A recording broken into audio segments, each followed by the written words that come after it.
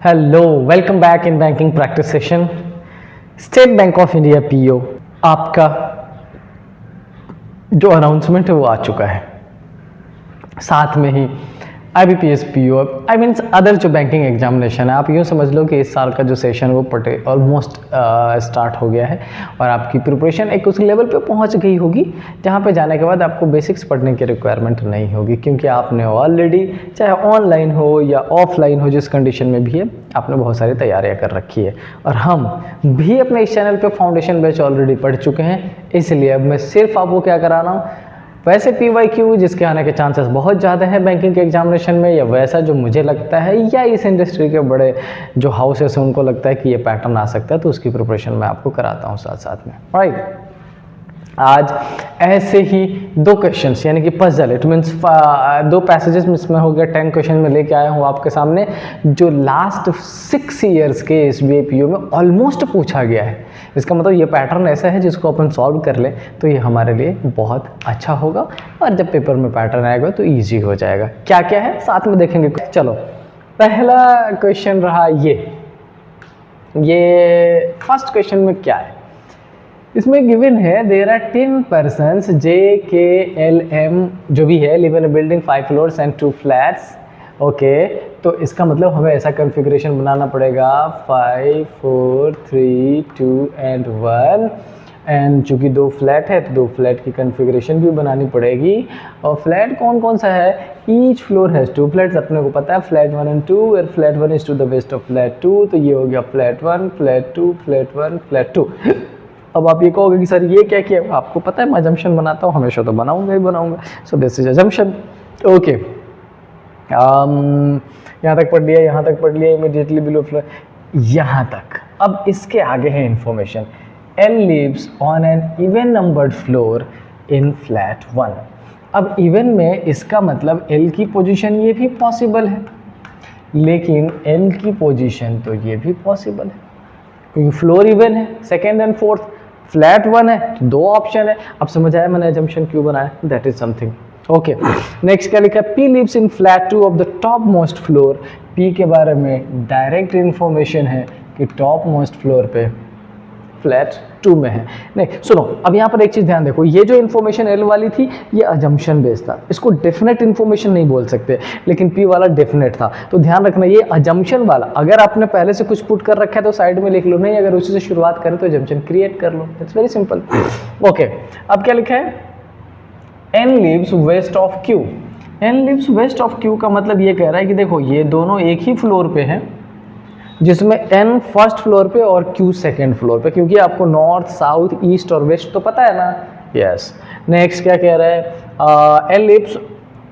N lives on floor immediately below L's floor। अब एक direct information भी दे दिया, फिर से एक अजम्पशन, एक डायरेक्ट। इमीडिएटली बिलो L का मतलब है कि इस वाले कॉन्फ़िगरेशन में अगर N को पुट करें तो यहाँ पर कौन आ जाएगा, Q, और इसमें N को पुट करें तो यहाँ पर कौन आ जाएगा, Q, क्योंकि L का फ्लोर डेफिनेट गिवन है, हमें उसके रिस्पेक्ट में Q की पोजीशन N की पोजीशन देनी थी बस। Right, next, K and R lives on the same numbered flat, same named flat। अब सुनो किसके बारे में बात की है, K और R के बारे में। तो कह रहा है क्या कि देखो K अगर फर्स्ट पे बैठेगा तो R भी फ्लैट 1 पे बैठेगा तो R भी फ्लैट 1 पे, कौन से फ्लोर पे नहीं पता। अगर K फ्लैट 2 पे बैठेगा तो R भी फ्लैट 2 पे बैठेगा, कौन से फ्लोर पे नहीं पता। बट इतना श्योर हो गया कि K और R की कंडीशन ये और वाइस वर्सा, मतलब R ऊपर और K नीचे भी पॉसिबल है। ओके, अब क्या लिखा है, K and L lives in a different named flat। K and L different named flat, और चूंकि L को हमने फर्स्ट फ्लोर दे रखा है तो K और R सेकेंड फ्लैट में आ जाएगा।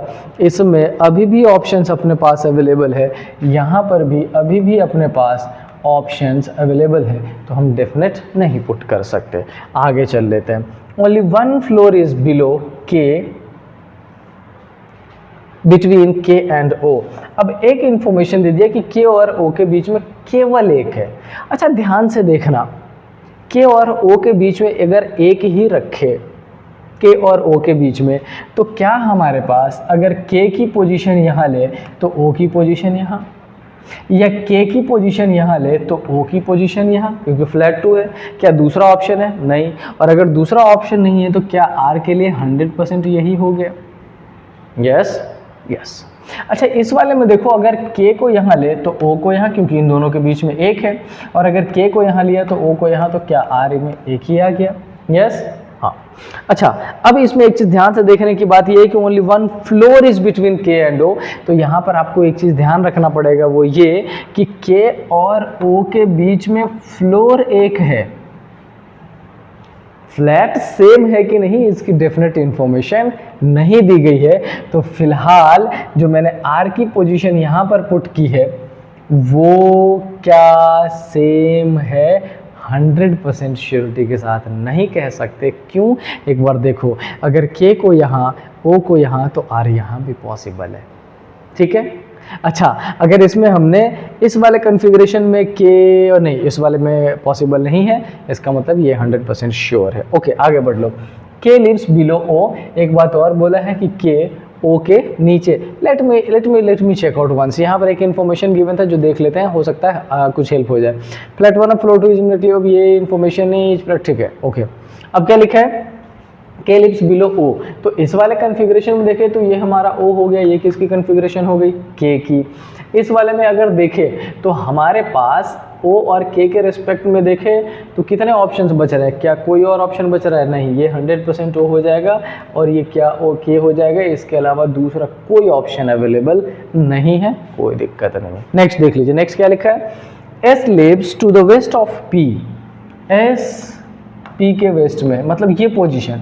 और इसमें देखें तो s की पोजीशन, इसमें देखें तो s की पोजीशन। क्या अभी तक सारा जा रहा है एग्जैक्टली प्लान, एग्जैक्टली जैसा डेटा गिवन है, हमें कुछ एक्स्ट्रा करने की जरूरत नहीं, अपने आप ही सेटलमेंट होता चला जा रहा है। नेक्स्ट क्या लिखा है? m lives immediately below o but not in the same named flat. अच्छा, डिफरेंट फ्लैट है बट ओ के जस्ट नीचे है, ओ के जस्ट नीचे। इसमें तो पॉसिबल ही नहीं है। इसका मतलब यहीं आते आते ये कॉन्फ़िगरेशन एलिमिनेट हो जाएगा और यहाँ पर m की पोजीशन, और एक पर्सन कौन सा बच गया? हमने रख लिया j बच गया।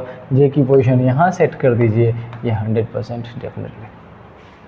तो क्या इस नेक्स्ट लाइन को पढ़ने की ज़रूरत है? नहीं, हमें, मुझे लगता है 1 floor between j and else, j और l के बीच में, ये डेफिनेटली इसकी ज़रूरत नहीं थी। हमने बिना इसको पढ़े ही सारा सेटलमेंट कर दिया और प्रॉपर हो गया। अब मैं फिर से एक बात आपको बताना चाहता हूँ, ध्यान से सुनना। पजल चाहे टफ हो, इजी हो, मॉडरेट हो, हार्ड हो, पैसे जितना बड़ा डेटा उतनी ज़्यादा।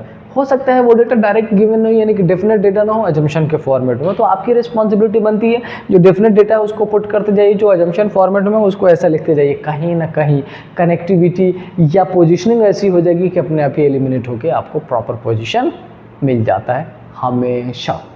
राइट, चलिए देखते हैं दूसरा क्वेश्चन आज का क्या है। ये है। अच्छा, इस सेकंड क्वेश्चन को सॉल्व करने से पहले मैं चाहता हूं कि आप इस वीडियो को पॉज करें और आप खुद से सॉल्यूशन करें, या इस वीडियो को साइलेंट कर दें, उधर चलने दें और खुद सॉल्यूशन करते रहें, ताकि आप कंपेयर कर पाओ कि मैं और आप दोनों सॉल्व कर रहे हैं, प्रोसेस कहाँ इजी हो रहा है, कहाँ आसानी से आप सॉल्व कर पा रहे हैं, कहाँ डिफ़िकल्टी जा रही है। मेन प्रोसेस ये। Let's see 6 person CPQ ST and you were born in different years। ये the base year of calculating is 25, each of them live with different people. Okay, अलग अलग वेरिएबल्स है। तो मैं एक काम कर देता हूँ, मैं इसको पहले पुट कर लेता हूँ। मैंने सबसे पहले लिखा 2018, उसके बाद क्या है 2018 पर सब सीक्वेंस में ही ऑलरेडी गिवन है, 1993, देन 1987, देन 1981, देन 1944, देन 1933। किसके रिस्पेक्ट में? 25 के रिस्पेक्ट में। अच्छा, इसको अगर 25 से माइनस करें तो हमारे यहाँ पर जो टोटल एज आएगा, मैं उधर लिख दे रहा हूँ, 25 में एज आ जाएगा 7 ईयर्स। 1993 से 25 का कितना हो जाएगा? 32 ईयर्स। 87 से 25 का कितना हो जाएगा? 38 ईयर्स। 81 से 25 का कितना हो जाएगा? 19 और 44 ईयर्स। अब 44 से 25 में मतलब 100 ईयर्स होना चाहिए 25 से 25।